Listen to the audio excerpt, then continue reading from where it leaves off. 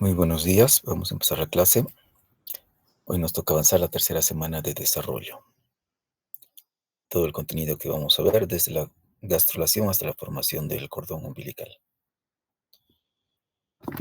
Bien, la gastrulación es prácticamente el proceso por el cual se van a formar las tres hojas embrionarias, láminas germinativas o capas germinativas del embrión.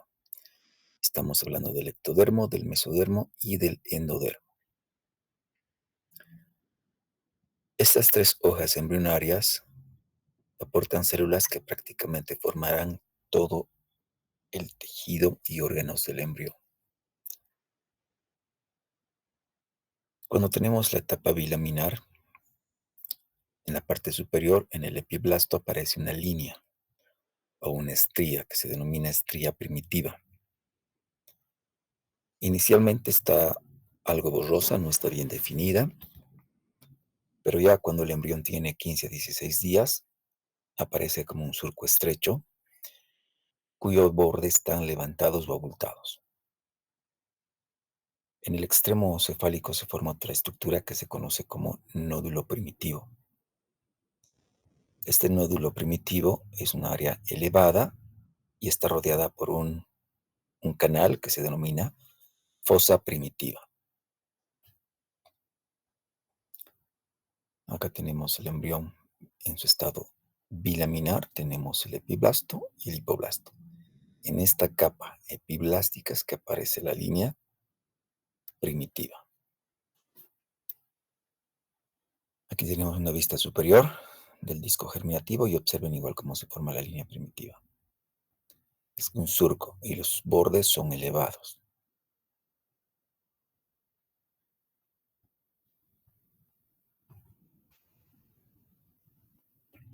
A través de esta línea primitiva y el nódulo primitivo, las células epiblásticas van a comenzar a migrar, se van a invaginar.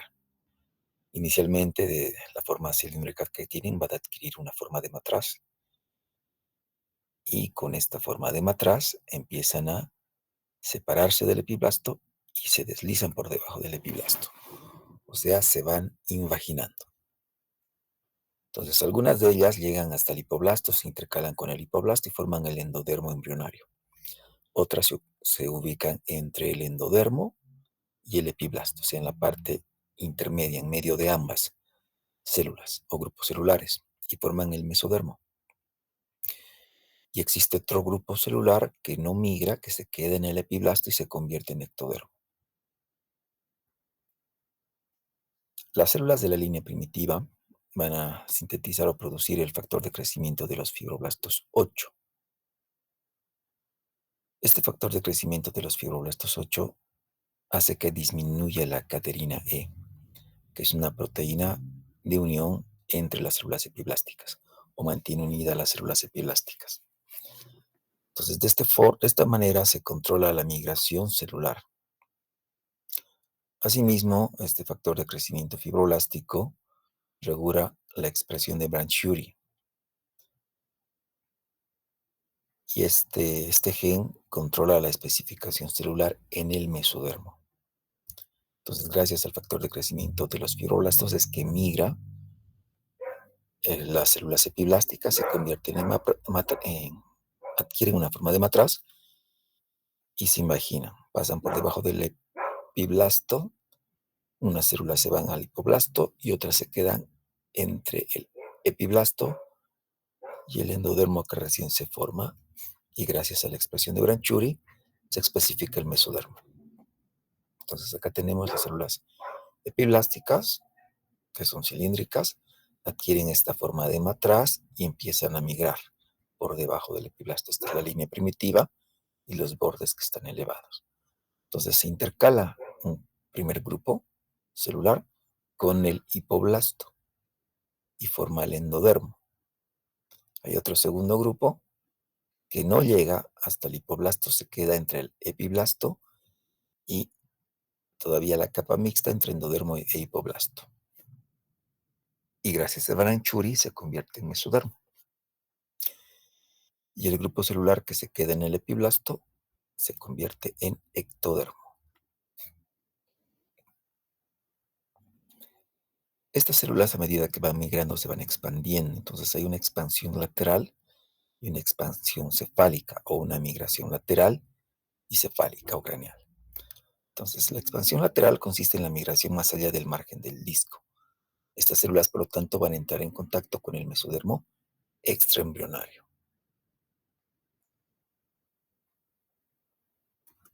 Cefálicamente pasan a ambos lados de la placa precordal. La placa precordal está formada por células mesodérmicas, una de las primeras células que migraron para formar el mesodermo. Entonces, la placa precordal es mesodermo. Dijimos que provienen de una de las primeras células que migran por el nodo, en este caso de la línea primitiva. Por el nodo, en realidad, por la parte más craneal del nodo. Posteriormente, esta placa precordal será muy importante y participará en la inducción del prosencéfalo. De hecho, la placa precordal participa en la inducción o formación del cerebro primitivo más anterior.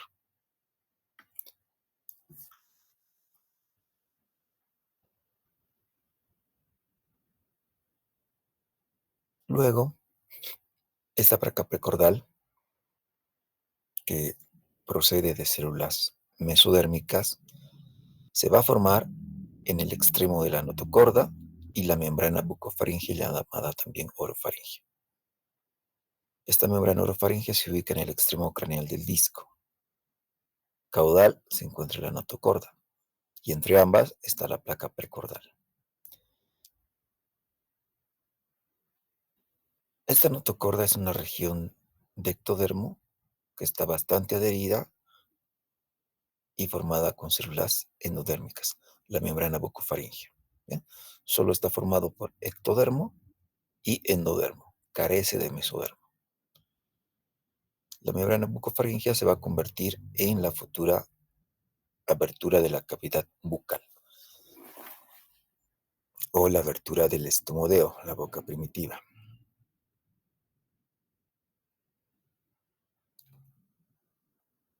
Ahora, ¿cómo se forma la notocorda?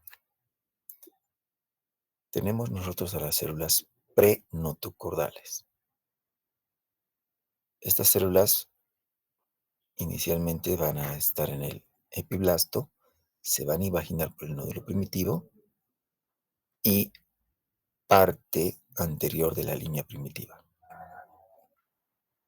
Y se dirigen cranealmente en la línea primitiva hasta llegar a la placa precordal.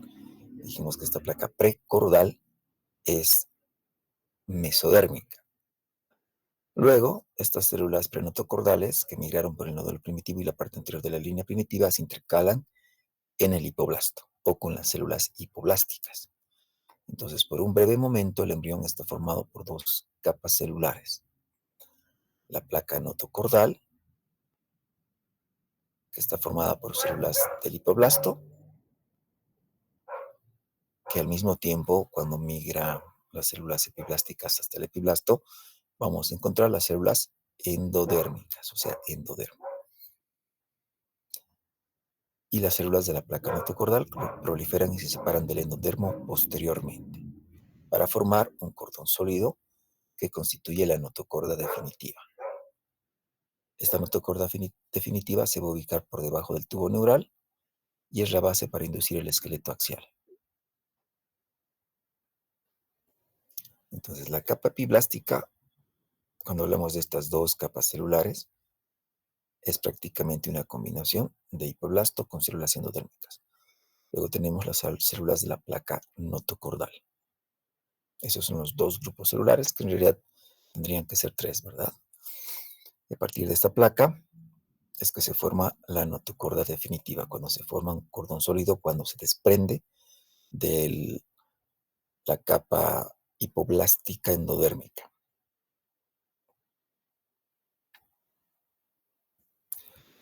Siempre la formación del embrión se da en una secuencia de craneal a caudal o en sentido cefalocaudal.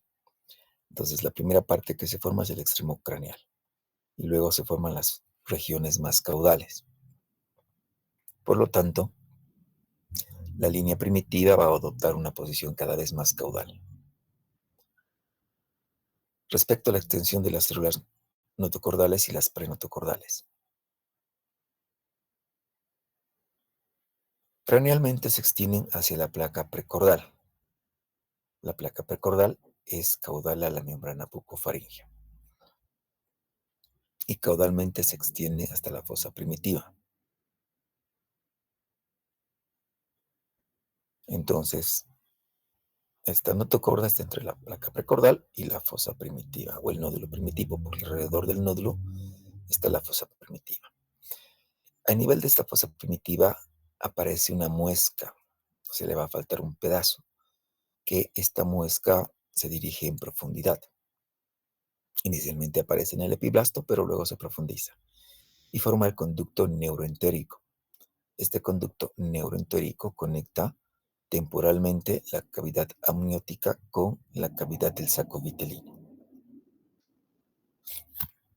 Acá podemos ver la migración de las células en la capa epiblástica o a partir de la capa epiblástica. Tenemos la membrana bucofaringea. Fíjense que el embrión es más desarrollado, es más amplio en la parte cefálica respecto a la parte caudal. Se forman dos membranas en estos dos polos opuestos, la membrana bucofaringea cranealmente y la membrana cloacal caudalmente. Ambas están formadas por ectodermo y endodermo, carecen de mesodermo. Entonces tenemos a la línea primitiva, tenemos al nódulo primitivo, alrededor de la línea o los márgenes de la línea primitiva son elevados. Entonces las células epiteliales constantemente van aportando, se van expandiendo hacia la parte lateral y hacia la parte cefálica. Entonces migran por debajo del epiblasto y se intercalan con el hipoblasto. ¿De acuerdo? Y ahí van formando las hojas embrionarias. Acá tenemos nuevamente otro esquema que nos indica lo mismo. Tenemos el nódulo primitivo, la línea primitiva, y las células cilíndricas posteriormente se vuelven o adquieren forma de matraz para poder migrar. Unas se intercalan con el hipoblasto para formar el endodermo y otras se quedan entre el epi y el hipoblasto o endodermo recién formado. Y forman el mesodermo y el resto se convierte en ectodermo. Células epiblásticas, estos son los amnioblastos porque acá arriba tenemos la cavidad amniótica. Este es el hipoblasto, saco vitelino, esta es la membrana de Heuser. En un corte histológico, la línea primitiva, los bordes son levantados, el nódulo primitivo, la fosa primitiva alrededor. Y poco a poco las células de la línea primitiva se van desprendiendo e ingresan por debajo, intercalándose con el hipoblasto. En medio está el mesodermo y el ectodermo en la parte superficial, células que no migran. Mencionamos que tenemos el mesodermo precordal, que se encuentra entre la membrana bucofaringea y lo que es por delante de la notocorda, o concretamente cranealmente al nódulo primitivo, fosa primitiva, y caudal a la membrana bucofaringea. Observen que la membrana bucofaringea solo está formada por ectodermo y endodermo, lo mismo que la membrana cloacal. En este caso todavía es placa, pero es la membrana cloacal o placa lo mismo. Es el ectodermo y endodermo. Entonces, acá ya hubo el proceso de gastrulación. Entonces, las células que migraron por el nódulo primitivo y se convirtieron en mesodermo, las que migran inicialmente y se colocan en el extremo más craneal, es el mesodermo precordal o placa precordal. Posteriormente, el otro grupo celular que migra forma la notocorda, que está entre la placa precordal y el nódulo primitivo. Esta notocorda, estas células prenotocordales, inicialmente están intercaladas con el endodermo y algunas células hipoblásticas, las dos, pero posteriormente se separan y forman este cordón sólido. Luego aparece una muesca a nivel de la fosa primitiva, pero esta muesca en profundidad ingresa hasta comunicar la cavidad amniótica con el saco vitelino. Se denomina este conducto neuroentérico. Acá tenemos el ejemplo como todavía la placa prenotocordal está intercalada con el endodermo. Entonces tenemos un grupo de 2 células. Y aquí ya se formaron las 3 hojas embrionarias. El ectodermo, el mesodermo que se extiende, dijimos, desde la parte más lateral, contactando con el mesodermo extraembrionario, que es este. Y este es el mesodermo intraembrionario, que se forma durante la gastrulación. Bien, estas células prenotocordales que se intercalan con el endodermo, posteriormente se desprenden del endodermo y forman un cordón sólido entre el ectodermo y el endodermo. Bien, ya mencionamos que la membrana cloacal está formada por células ectodérmicas y endodérmicas. Una vez que se forma esta membrana cloacal, aproximadamente el día 16, la pared posterior del saco vitelino produce un divertículo pequeño, como un dedo, como un saquito en forma de dedo. Se denomina divertículo alantoentérico o alantoides. Y se extiende hasta el pedículo de fijación, o sea, ingresa al pedículo de fijación. En los humanos es rudimentario, pero interviene en la formación de anomalías de la vejiga. Se participa en la formación de la vejiga y alguna alteración puede provocar anomalías en la formación de la vejiga. Pero en algunos vertebrados inferiores sirve para almacenar productos de extracción del sistema renal. Bien, respecto al establecimiento de los ejes corporales, tenemos 3 ejes corporales. El anteroposterior o craneocaudal o caudocraneal, dorso ventral o ventrodorsal y derecho-izquierdo o izquierdo-derecho, es lo mismo. Sin embargo, cuando nosotros empezamos a describir, siempre lo vamos a hacer en sentido anteroposterior. O dorso ventral de izquierda a derecha, derecha, izquierda, no hay mucho inconveniente. Vamos a mantener de forma indistinta. Entonces, el establecimiento de los ejes corporales se establece al inicio de la embriogénesis o en etapa tardía de mórula o en etapa temprana de blastocito. Los ejes anteroposterior y dorso-ventral se especifican antes que el derecho-izquierdo. Anteroposterior igual cráneo-caudal, ¿sí? Primero es el anteroposterior, luego dorso-ventral, y en última instancia se especifica el derecho-izquierdo o izquierdo-derecho. Cuando ya el embrión está en etapa de blastocito, el eje anteroposterior ya está determinado, o sea, dijimos que primero es el anteroposterior. Blastocisto o blastocito es lo mismo. Van a encontrar en algún libro que dice blastocisto y otro blastocito. Es indistinto, ¿de acuerdo? Y existen grupos de células que van a dar origen al endodermo visceral anterior o EVA. Estas migran a la futura región craneal en el extremo craneal de la capa endodérmica del disco bilaminar. En esta etapa de disco bilaminar, estas células del endodermo visceral anterior expresan genes esenciales para formar el encéfalo, o sea, básicamente inducen la formación del encéfalo. Entonces tenemos factores de transcripción como OTX2, LIM1 y X1. Y también los factores secretarios de Cerberus y LEFT1, que son miembros de la familia del factor de crecimiento fibroblástico beta. En este caso, factor transformador de crecimiento beta. Entonces, inhiben el factor de transcripción OTX2, LIM1 y X1, junto con Cerberus y LEFT1, inhiben la actividad nodal del nódulo primitivo, que también este gen nodal es miembro de la familia del factor de crecimiento transformador beta. Entonces, de esta forma se establece el extremo craneal del embrión, gracias a la actividad de estos factores de transcripción sobrenodal. Pero si no existiese Cerberus y LEFT1, entonces en el extremo caudal del embrión prosigue la expresión de nodal, o sea, no se inhibe la actividad nodal. Nodal es el que se encarga de iniciar o establecer la línea primitiva y de mantenerla. La línea primitiva también se conoce como estría.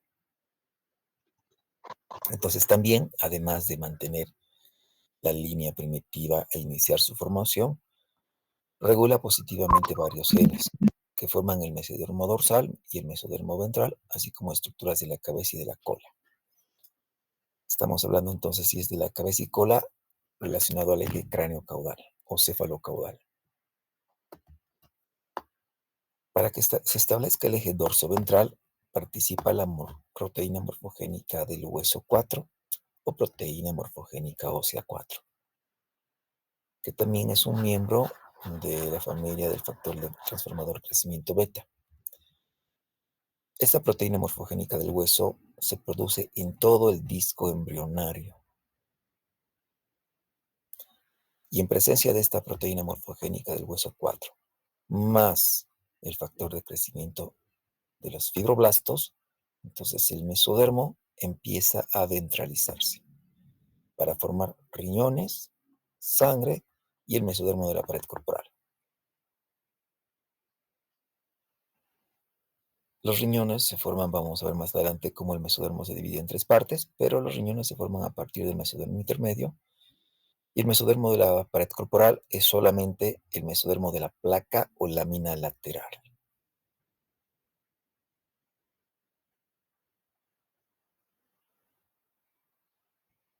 Si la actividad de la proteína morfogénica del hueso 4 no fuese bloqueada por cordina, nogina y folistatina, que se producen en el nódulo, que es como el organizador de la formación de estas estructuras, entonces todo el mesodermo se ventralizaría. No quedaría mesodermo. Todo se iría hacia la parte ventral del embrión. Pero gracias a la presencia de cordina, nogina y folistatina, producidos o expresados en el nódulo, se antagoniza o se bloquea la actividad de la proteína morfogénica del hueso 4. Entonces, de esta forma, el mesodermo también va a ser desplazado hacia la notocorda para que se formen los somitas y somitómeros, que corresponden al mesodermo paraxial. Ya somitas y somitómeros es parte del mesodermo paraxial. Posteriormente, nogina, cordina y folistatina se van a expresar en la notocorda y participan en la inducción neural dentro de la región craneal. Aquí tenemos el endodermo visceral anterior, que participa en la inducción craneal. Acá se produce, además de nogina, cordina y folistatina, se produce goscoid. Es otra proteína, otro gen, ¿de acuerdo? Entonces, gracias, en todo el disco se produce la proteína morfogénica del hueso 4 y hace que el mesodermo se ventralice. O sea, esa es la parte dorsal y esta es la parte ventral. Todo el mesodermo se ventraliza para formar riñones, sangre y pared corporal. Luego tenemos a los factores nucleares de los hepatocitos. El factor nuclear de los hepatocitos se encarga de mantener y conservar el nódulo, por lo tanto el nódulo sigue produciendo goscoid, cordina, nogina y folistatina. Estos factores nucleares de los hepatocitos posteriormente inducen la especificidad de la región en las áreas del prosencéfalo y del mesencéfalo. Prosencéfalo es el cerebro primitivo más anterior, mesencéfalo un cerebro intermedio, y el rumbencéfalo sería el más posterior. Entonces, sin la presencia de los factores nucleares de los hepatocitos 3 beta, los embriones no gastrularían correctamente y no tendrían prosencéfalo ni mesencéfalo. Por otro lado, goscoid activa inhibidores de la proteína morfogénica del hueso 4. Entonces, interviene también en la regulación de la cabeza. Una expresión excesiva de goscoid o insuficiente que se produce en el nódulo goscoid en animales del laboratorio en experimentos ocasiona malformaciones severas de la región craneal como duplicación de las cabezas, que da la apariencia de gemelos unidos.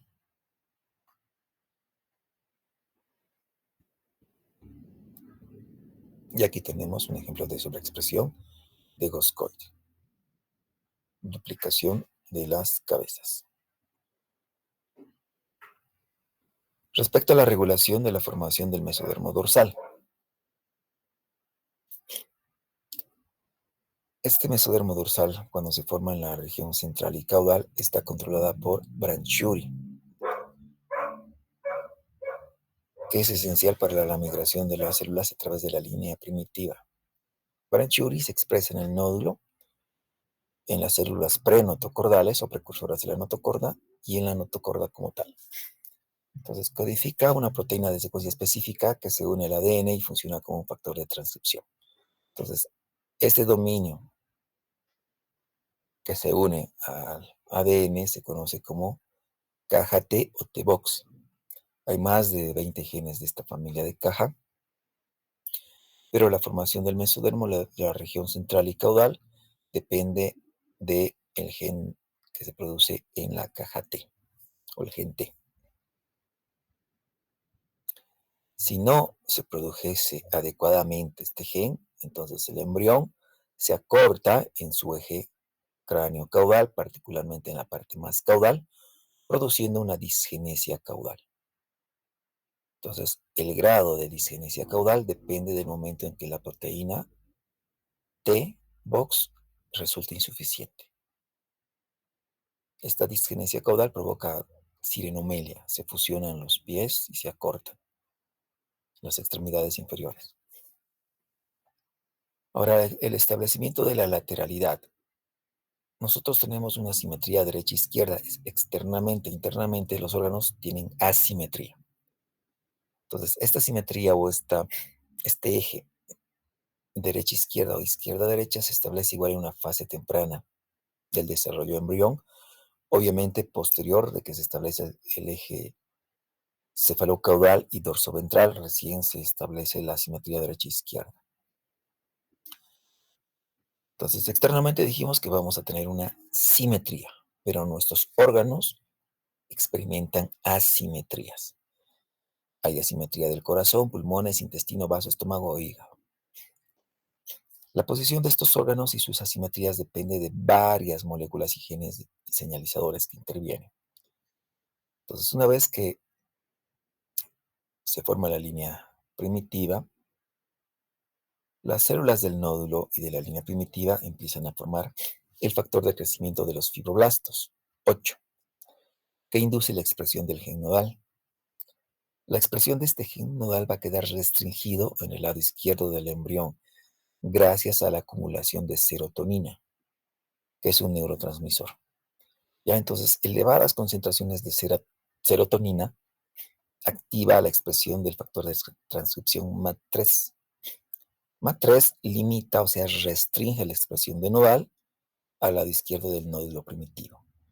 También gracias a la actividad de serotonina. Ambas, entonces, hacen que nodal se exprese solamente en el lado izquierdo del nódulo primitivo, actúan como una barrera para que no se exprese en el lado derecho. Por otro lado, tenemos genes mediales. Podemos decir que serotonina y MAT3 son genes laterales, que no se expresan en la línea media. Pero existen otros genes que se expresan en la línea media o actúan en la línea media, como son Sony Hitchcock, LEFT1 y SIG3. SIG3 es un gen que se encuentra en el cromosoma X y codifica el factor de transcripción de los dedos para que se formen los dedos. Entonces, de esta forma, estos genes mediales, Sony Hitchcock, LEFT1 y SIG3, establecen la línea media e impiden la expresión del gen nodal al lado derecho. Entonces, actúan como otra barrera. Tenemos una barrera lateral, gracias a serotonina y MAT3, y una medial, Sony Hitchcock, LEFT1 y SIG3, que impiden que se exprese el gen nodal en el lado derecho. Entonces, en el mesodermo de la placa lateral izquierda, la proteína nodal inicia una cascada de señales que incluyen LEFT2 y PIC2. LEFT2 regula positivamente a PIC2, que es un factor de transcripción con una caja homeótica. Actúa como un gen maestro de homeosecuencia. O sea, cuando hablamos de homeosecuencia, estamos hablando de una secuencia normal. Homeosecuencia. ¿De acuerdo? Entonces es el gen maestro de una secuencia de formación normal. Entonces se encarga de establecer la lateralidad izquierda, pero su expresión se repite solo en el lado izquierdo del corazón, del estómago y primordios intestinales. Gracias a esto, también estos órganos van a adoptar posiciones corporales asimétricas normales. Por eso es el gen maestro, PIX2. Si este gen se expresaría de forma ectópica, o sea, en un lugar donde no le corresponde, por ejemplo, en el lado derecho, ocasiona defectos de lateralidad como situs inversus o dextrocardia. La dextrocardia es la ubicación del corazón hacia el lado derecho, o el ápice está inclinado al lado derecho.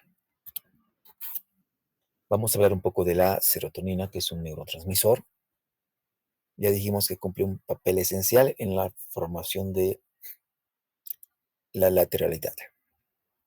Se concentra en el lado izquierdo. Entonces hemos dicho que activa MAC3 y actúa como un muro, una barrera que restringe nodal al lado izquierdo.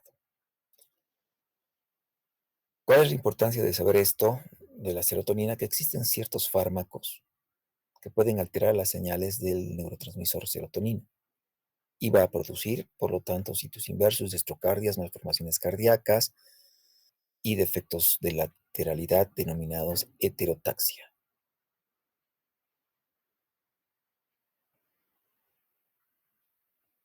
Respecto a la regulación del lado derecho, los genes que regulan el lado derecho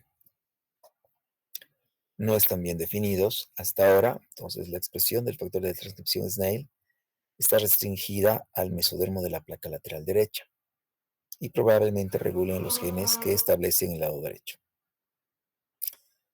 Sigue siendo un misterio cómo funciona la señalización en el lado izquierdo, pero el mecanismo podría implicar los cilios de las células del nódulo que tienen un movimiento rítmico y crean un gradiente de nodal hacia el lado izquierdo. Y además este gradiente está establecido por uniones gap, o sea, uniones de tipo hendidura o uniones comunicantes y participan transporte de iones pequeños. Todavía no es muy claro, pero el factor de transcripción SNAIL se sabe que está restringida al mesodermo de la placa lateral derecha. Entonces observen cómo tenemos serotonina, tenemos el gen nodal, tenemos en la línea media factor de crecimiento de fibroblastos, tenemos CYP3 y Sony Hishu, que actúan como una barrera media. Lefty1 actúa como también una barrera junto con MAT3 a este nivel.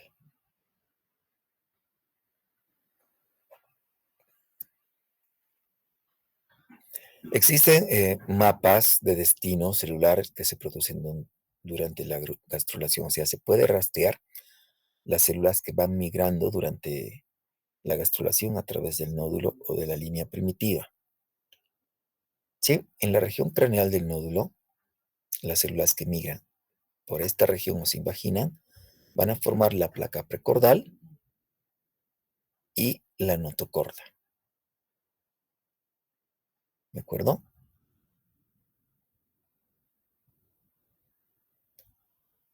Las que lo hacen por la parte lateral del nódulo y el extremo craneal de la línea primitiva, esta región, migran y forman el mesodermo paraxial. Por la parte media de la línea primitiva, esas células que migran forman el mesodermo intermedio.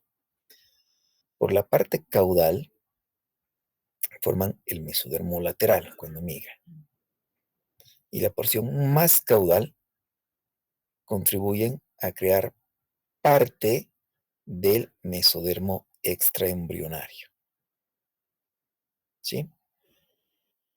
Este mesodermo extraembrionario es el que se encuentra revistiendo el saco vitelino, por ejemplo, y la cavidad amniótica, y también reviste toda la parte que se va a formar en placenta, como hemos visto la semana pasada, está en contacto con las células citotrofoblásticas y va a formar la placa coriónica.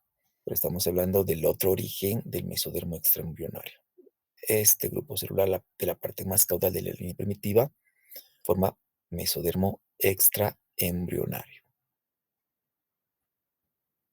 Y el otro grupo de mesodermos extraembrionarios se formó por las células hipoblásticas, ¿recuerden? Entonces tenemos el mismo esquema de las estructuras que se forman cuando migran las células epiblásticas a través de la línea primitiva.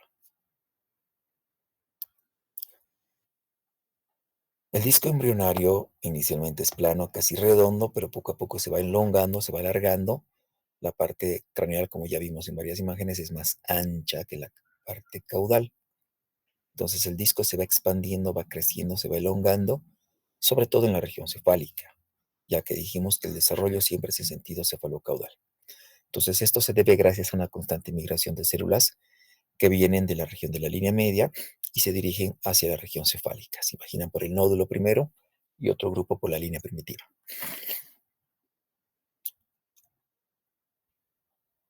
Esta región de la línea o estrella primitiva se mantiene más o menos del mismo tamaño, pero cada vez lleva una posición más caudal.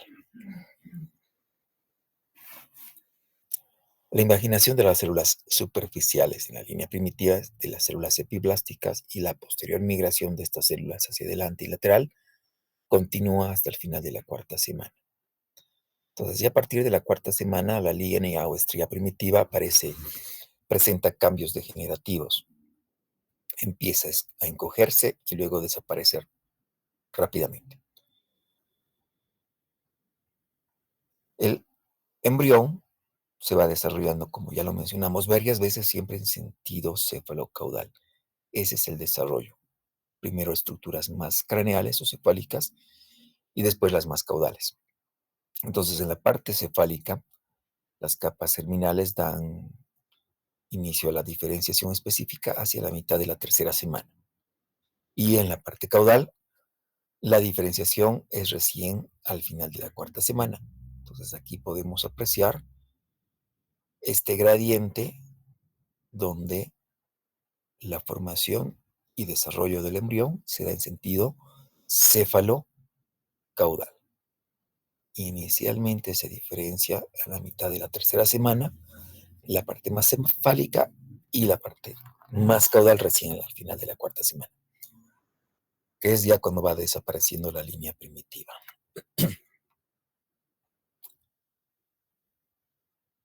Lo mismo durante la gastrulación o formación de las capas germinales,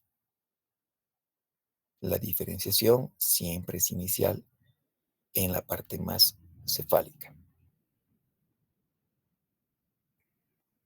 Mientras las estructuras craneales ya se diferenciaron, la gastrulación continúa su proceso en los segmentos más caudales. Podemos también en este momento apreciar esa diferencia de desarrollo en sentido cefalocaudal.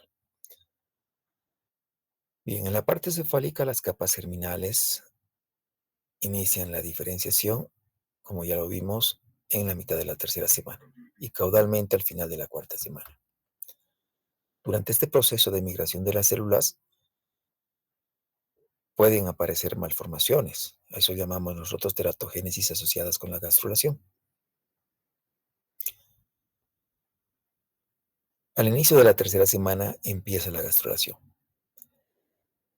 y es un periodo muy susceptible a malformaciones congénitas por acción de algún agente que sea capaz de provocar alguna anomalía. Dijimos que en este momento se trazan los mapas de destinos de las células y no solamente del mesodermo, como vimos en ese esquema, también las estructuras del ojo, estructuras del cerebro.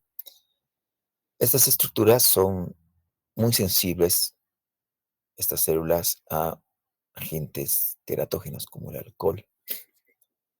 El alcohol a altas dosis destruyen células de la línea media anterior del disco germinativo y van a formar defectos de las estructuras craneofaciales de la línea media. Entre estos tenemos la holoprosencefalia. Esto se da cuando los ventrículos laterales crecen tanto y se fusionan y forman una sola estructura. Entonces, cuando hay holoprosencefalia, el prosencéfalo es pequeño. Los ventrículos laterales se fusionan y forman uno solo. Esa es la holoprosencefalia. Los ojos de estas personas están muy cerca. Se llama hipotelorismo esa anomalía. Están juntos, casi, no juntos, muy cerca, próximos entre sí. El detalle es que esta fase se da aproximadamente 2 semanas después de la fecundación y tiene lugar 4 semanas contadas a partir de la última menstruación. O sea, el día 13, cuando el embrión tiene 2 semanas de vida, la mujer tendría que estar menstruando o coincide con el periodo de menstruación siguiente. Por lo tanto, la mujer no sabe que está embarazada, piensa que quizás hay un retraso de un par de días de la regla y que pronto vendrá. Así que si no tiene conciencia de ello, puede que en esa semana beba sin control, consuma altas dosis de alcohol y pues va a provocar holoprocesofalia y de hecho eso va a provocar retraso mental y que, bueno, los ojos estén muy juntos, que se llama hipotelorismo. La gastrulación se puede alterar por anomalías genéticas o agentes tóxicos, como ya vimos el alcohol, uno de ellos. Hace un momento mencionamos la disgenesia caudal o sirenomelia, cuando no se forma el suficiente mesodermo. El mesodermo, en la parte ya distal, contribuye a formar las extremidades inferiores. Cuando no hay suficiente mesodermo caudal va a provocar hipoplasia o fusión de las extremidades inferiores. Cuando se fusionan, provoca sirenomelia. Y además las extremidades van a ser cortas, muy rudimentarias. Hay diferentes grados. El sistema genital se forma a partir de mesodermo intermedio. Entonces va a haber agenesia renal, presencia de ano imperforado o anomalías en los órganos genitales. También alteran la formación de las vértebras lumbosacras, que se forman por mesodermo paraxial. Entonces vean como si tenemos nosotros insuficiente cantidad de mesodermo en las regiones caudales, todas las estructuras caudales de la cintura para abajo van a estar alteradas. También este problema de la sirenomelia se asocia a diabetes mellitus materna. Aquí tenemos ejemplos de sirenomelia. Aquí no se formaron las extremidades, prácticamente es una especie de cola. En este otro ejemplo, se fusionaron las extremidades y tenemos esbozos de pies. En otros casos sí se pueden formar los pies y quedan como una aleta grande y se fusionan todas la pierna y los muslos. Los tumores que se pueden asociar con la gastrulación es cuando quedan restos de la línea primitiva en la región sacrococcígea. Entonces, tenemos células pluripotenciales o pluripotentes, empiezan a proliferar y forman los teratomas sacrococcígeos en este caso.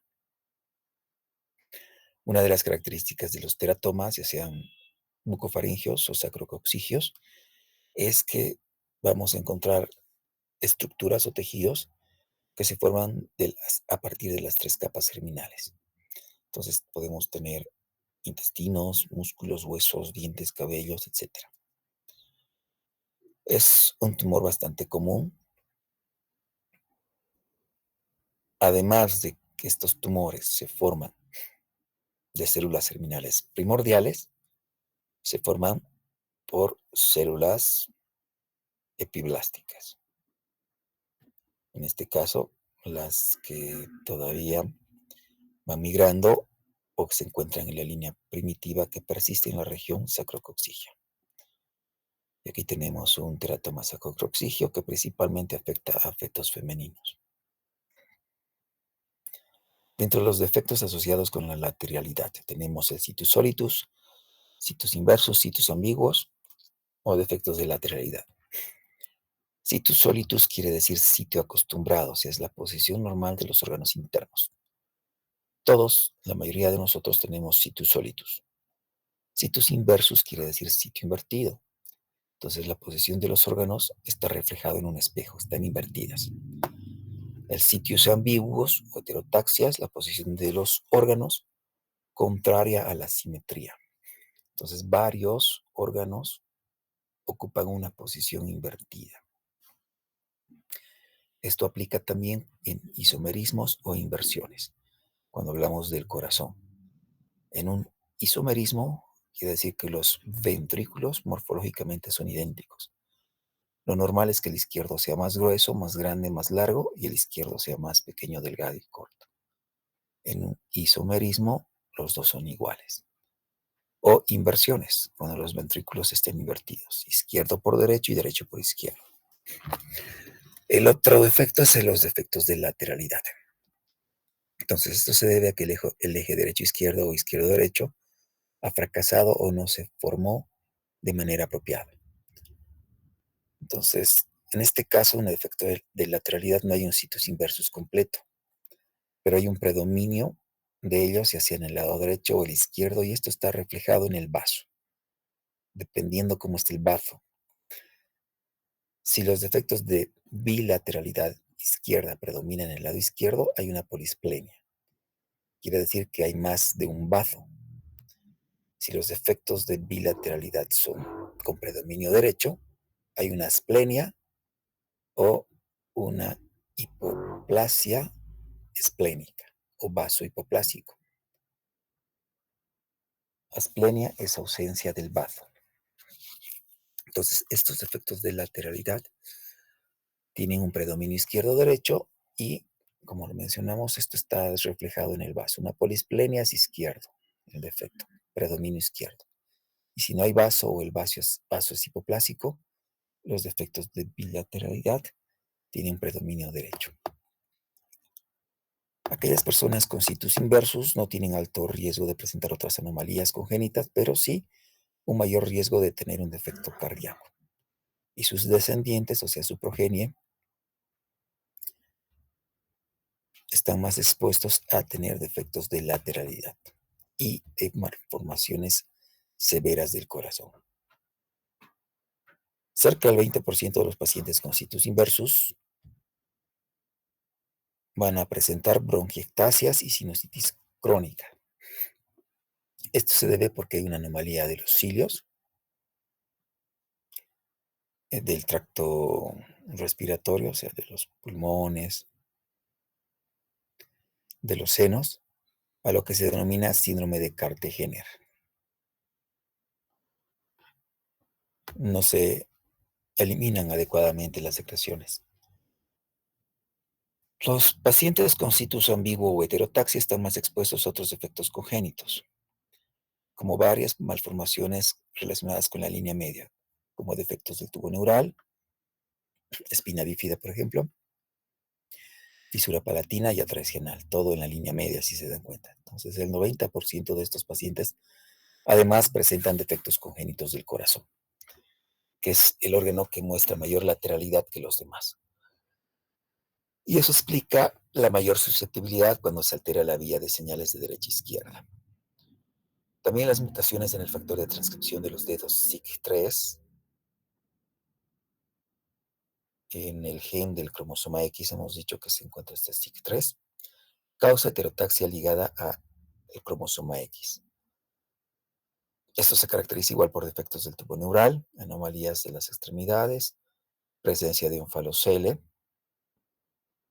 y también la mayoría presenta malformaciones severas del corazón. Entonces son varias las señales que interactúan para establecer el eje anteroposterior y derecho-izquierdo. Y estas señales que interactúan entre sí especifican la posición correcta de los órganos y otras estructuras. Los ejes corporales se empiezan a definir durante la primera semana del desarrollo. Dijimos en etapa de mórula inclusive, o blastocito temprano. Las alteraciones en su establecimiento entonces van a generar defectos congénitos. Incluso se pueden originar en etapas más tempranas de la gestación. La serotonina dijimos que participa en el establecimiento de la lateralidad.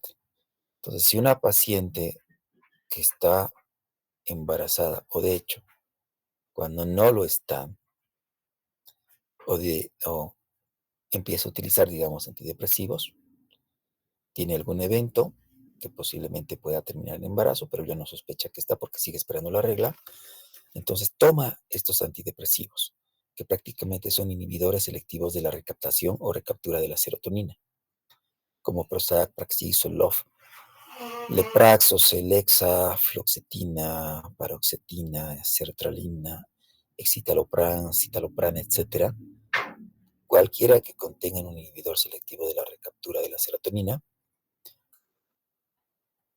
tienen mayor riesgo de presentar malformaciones cardíacas y defectos congénitos de lateralidad. Porque hemos dicho que durante la primera semana de desarrollo ya se establece la lateralidad, inclusive en etapas más tempranas, o fases tardías, o tempranas de blastocito. Entonces, si en esa etapa está tomando antidepresivos, su bebé va a tener defectos congénitos. Bueno, ahora vamos a hablar a continuación del desarrollo del trofoblasto. Al inicio de la tercera semana, el trofoblasto se caracteriza por presentar las vellosidades primarias, que hemos dicho que es un núcleo de citotrofoblasto rodeado de simsitio. Posteriormente, las células mesodérmicas extraembrionarias ingresan dentro del núcleo de citotrofoblasto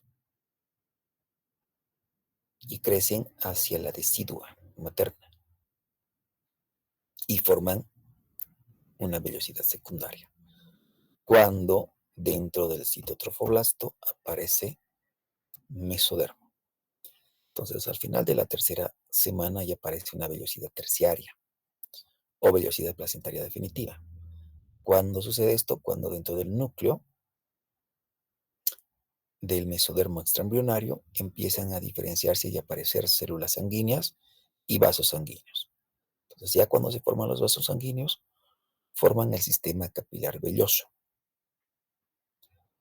Esos capilares de la vellosidad terciaria entran en contacto con los capilares que se desarrollan en el mesodermo de la placa coriónica, que a su vez también confluyen a los que se forman dentro del pedículo de fijación, que prácticamente van a ser los vasos sanguíneos umbilicales, los que están dentro del pedículo de fijación. A su vez, los vasos del pedículo de fijación entran en contacto con el sistema circulatorio intraembrionario. Entonces, de esta forma, el pedículo de fijación, estos vasos sanguíneos, unen la placenta con el embrión. Y aquí tenemos esquema, una vellosidad primaria, sin citotrofoblasto con citotrofoblasto en el centro. Luego, dentro del citotrofoblasto aparece un núcleo de mesodermo extraembrionario y ya tenemos una vellosidad secundaria. Cuando aparecen capilares, primero células sanguíneas y capilares sanguíneos dentro de la vellosidad, dentro del núcleo de mesodermo, entonces se convierte en vellosidad terciaria. Aquí tenemos el ejemplo, fíjense cómo el mesodermo ingresa dentro del núcleo de citotrofoblasto hasta alcanzar la decidua, hasta este nivel, ¿ya? Y aquí tenemos una vellosidad terciaria. En este caso son troncales porque vienen desde la placa coriónica hasta la placa decidual, que está a este nivel. Otro detalle, observen cómo poco a poco el citotrofoblasto va recubriendo absolutamente todas las estructuras del trofoblasto. El simsitio trofoblasto solamente se va a limitar en los espacios lacunares. En la cuarta semana ya el corazón empieza a latir. En esta etapa el sistema velloso está preparado para proporcionar al embrión nutrientes y oxígeno. Las células citotrofoblásticas de las vellosidades poco a poco ingresan en el simsitio, que las va recubriendo, hasta llegar al endometrio materno. Entonces entra en contacto con extensiones similares de los troncos nerviosos vecinos y forman una delgada capa citotrofoblástica externa. Ya lo mencionamos que poco a poco esta capa citotrofoblástica rodea la totalidad del trofoblasto y se adhiere con firmeza el saco coriónico y el tejido endometrial. Entonces, el saco coriónico, que es prácticamente el trofoblasto, citiotrofoblasto, las lagunas, se une gracias al citotrofoblasto al tejido endometrial, o sea, a la placa decidual de la madre.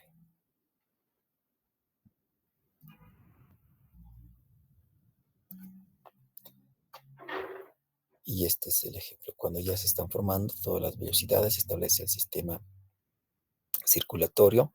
Este es el pedículo de fijación y aquí tenemos arterias y la vena umbilical. Estos son los vasos sanguíneos coriónicos y de las vellosidades. Entonces, poco a poco dijimos que el citotrofoblasto llega hasta formar una capa externa citotrofoblástica cubriendo y rodeando todo el trofoblasto. Por otro lado, la capa materna, el endometrio, tiene también otra placa, es la placa decidual, y se adhieren fuertemente las dos.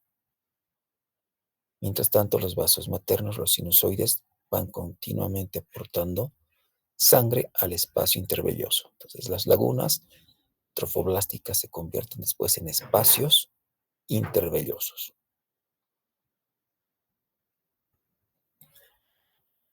Estas de acá, esas vellosidades que van de la placa coriónica a la placa decidual, se denominan vellosidades de anclaje. Entonces se extienden desde la placa coriónica hasta la decidua o placa decidual. Que ya lo mencionamos, la placa decidual es parte del endometrio que está en contacto con la placenta y forma parte de la placenta. Después tenemos las vellosidades libres o terminales, que son las ramificaciones laterales, estas de acá. Son vellosidades libres, que es prácticamente donde se produce el intercambio de nutrientes y otros factores. Porque si se dan cuenta en la imagen, vemos como la velocidad libre entra en contacto con los espacios intervellosos que están llenos de sangre materna.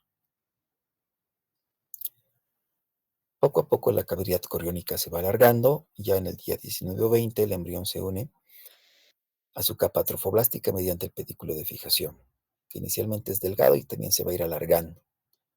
Este pedículo de fijación se va a convertir en cordón umbilical y une a la placenta con el embrión.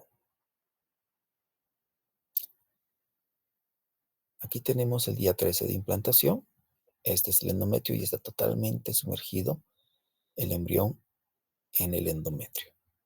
Entonces tenemos las vellosidades primarias que todavía no tienen el núcleo de mesodermo, pero poco a poco el mesodermo extraembrionario ingresa y forma una vellosidad secundaria.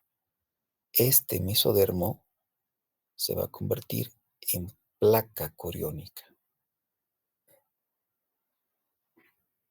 ¿De acuerdo?